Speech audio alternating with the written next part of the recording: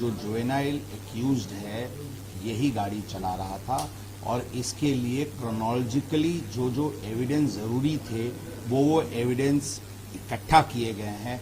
उदाहरण के तौर पे जब वो घर से निकला था उसके घर के सिक्योरिटी गार्ड के पास की जो रजिस्टर है उसमें पहली एंट्री है कि ये लड़का, ये आरोपी ये गाड़ी लेके निकला है।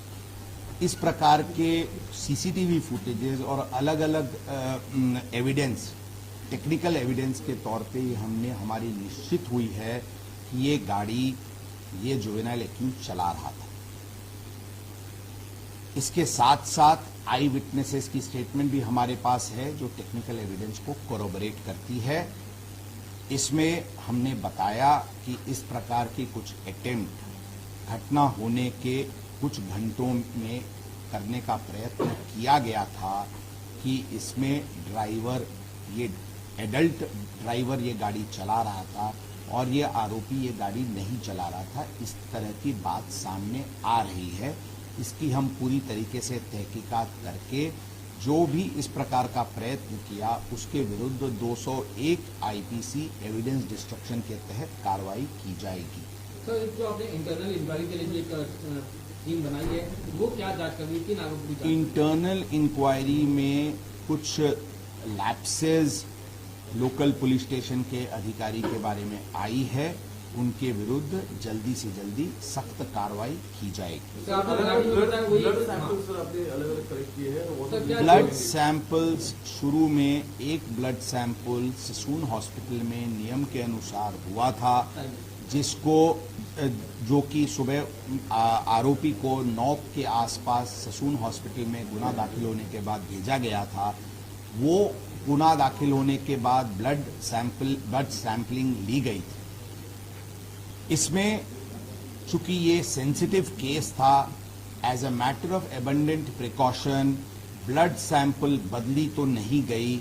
इसको एश्योर करने के लिए, इसको श्योरिटी के साथ वो करने के लिए शाम को इस आरोपी का एक और ब्लड सैंपल लिया गया था और दोनों सैंपल्स फोरेंसिक डिपार्टमेंट को भेजे गए हैं ताकि वो फर्स्ट सैंपल और सेकंड सैंपल एक ही डीएनए का, एक ही व्यक्ति का है, इसको निश्चित करने के लिए ये कार्रवाई की गई। सर, क्या ये ब्लड सैंपल रिपोर्ट से या डीएनए की रिपोर्ट से ड्रग्स कंज्यूम किया था किन्हीं पार्टी में, ये भी सामने आ सकता है? जरूर, जो भी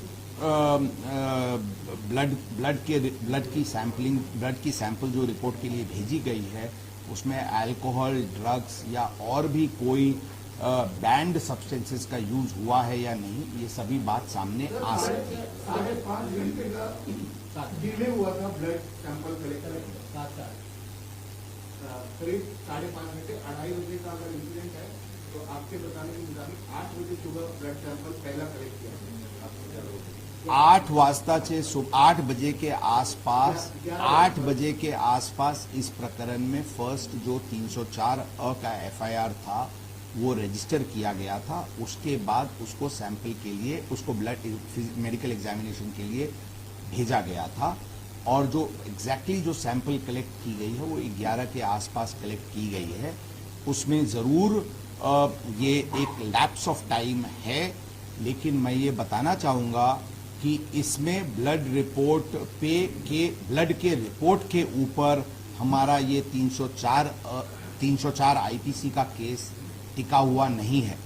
इंस्पाइट और despite the blood test report हमारी केस 304 आईपीसी की है, जिसमें हम नॉलेज की बात कर रहे हैं कि आरोपी की जो कंडक्ट थी और जो सीक्वेंस ऑफ इवेंट्स था उससे आरोपी ये फुल नॉलेज में था कि उससे किसी की जान जा सकती है, इसलिए ये 304 आईपीसी की केस दाखिल बात करने का आपने कहा था कि जिस प्रकार से सुनील सिंगरे आए थे वो एक पब्लिक रिप्रेजेंटेटिव है, he can come at any police station, but in the transplantation to the public meeting he mentioned that वो विशाल अग्रवाल के कहने पर वहां पहुंचे थे, विशाल अग्रवाल के वो नौकर हैं। तो क्या इस प्रकार का कंसेप्शन आने के बाद अब क्या टेम्परिंग ऑफ इवेंट्स या किसी प्रकार का राजनीतिक प्रभाव उन्होंने डाला, इस दिशा में आप जांच करेंगे क्या?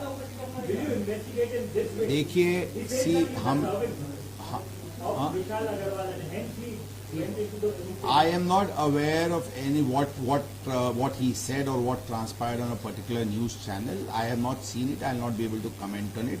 But I can only tell you that all angles are being investigated, and I did say earlier a while back that yes, there was some attempt by the father of the accused to change the driver.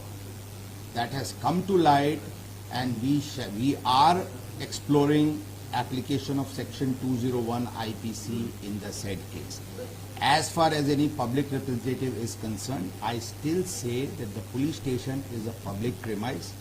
Anyone can come, no one can be stopped from entering the police station. However, we are very, very sure and we are very, very clear that no extraneous circumstances decides or affects the course of action which the police has to take.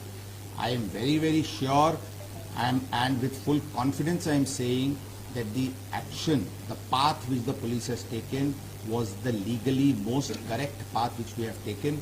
So there is no question of any extraneous circumstance affecting the course, the path which the police took. Sir, एक और चीज को लेकर के अलग-अलग version आ गए हैं, उस पर चाहिए कि थोड़ी सी हमें जानकारी मिले।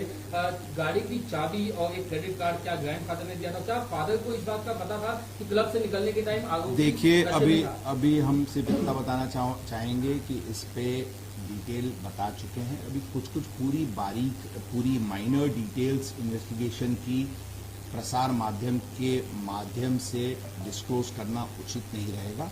हम सिर्फ आपको शॉर्ट में इतना ही बताना चाहेंगे कि एविडेंस इन्वेस्टिगेशन पूरी कॉम्प्रिहेंसिव तरीके से शुरू है और हर एंगल को इन्वेस्टिगेट किया जा रहा है। I stand by the fact that हम इसमें एक वाटर टाइट केस करेंगे।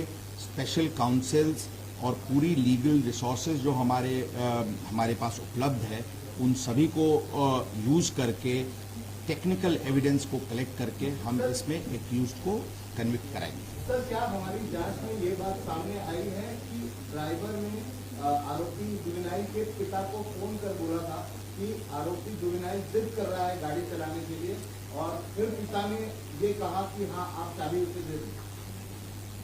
मैं बताया, इसमें काफ़ी सारे डिटेल्स हमने ऑलरेडी बताए हैं।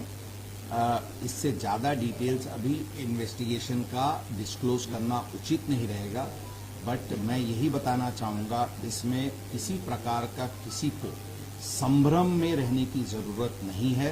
पुलिस पूरी प्रामाणिकता और पूरी प्रोफेशनलिज्म के साथ इस प्रकरण को हैंडल कर रही है और तपास कर रही है। सर, एक आरोपी को जब गिरफ्तारी कि जब आरोपी को गिरफ्तारी के बाद बेसिक मेडिकल चेकअप के लिए जब ले जाया जाता है, तो क्या उसमें ये पाया गया कि वो शराब के नशे में था?